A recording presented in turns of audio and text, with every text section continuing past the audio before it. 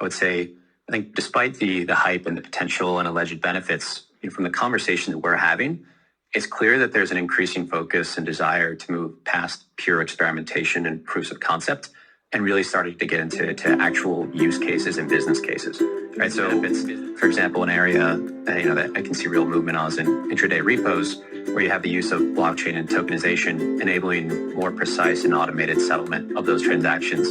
And so it's something that's very real and tangible. And so I think we'll see more of that coming in the next couple of months. How? Great to be back here in Hong Kong.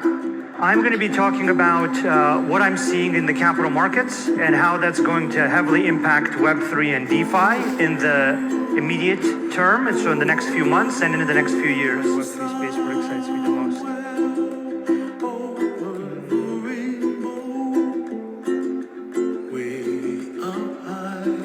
I mean, I think it's the things that I said that you folks might want to work on, frankly. It's that same list.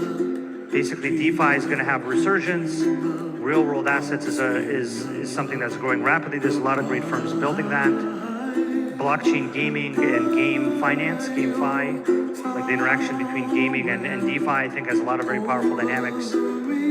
All three of those things. Since I can't mention capital markets, I won't mention how there could be hundreds of trillions of dollars eventually flowing into our industry from there. So I've been, for example, working with Swift for over 7 years.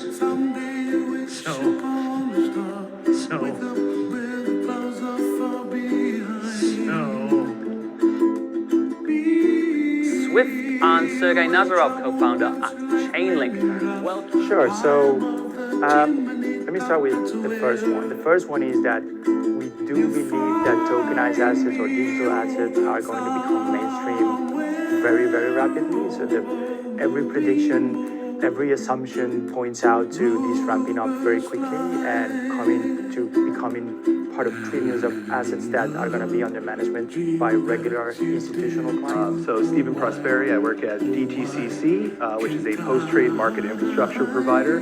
Our core business is providing clearance and settlement services for U.S. securities markets and post some pretty big numbers. I think last year we processed $2.4 quadrillion worth of securities.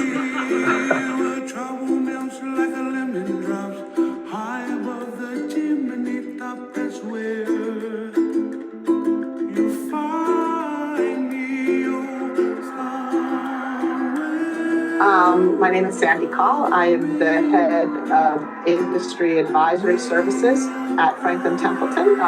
We look at thought leadership on how the investment and wealth management industries are evolving and changing.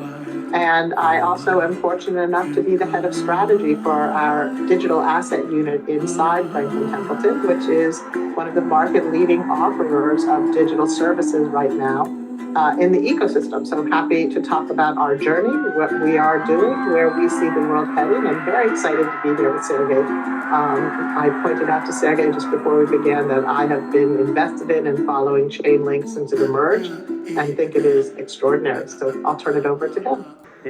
They'll understand it when we power everything. Yeah. They'll definitely understand it then.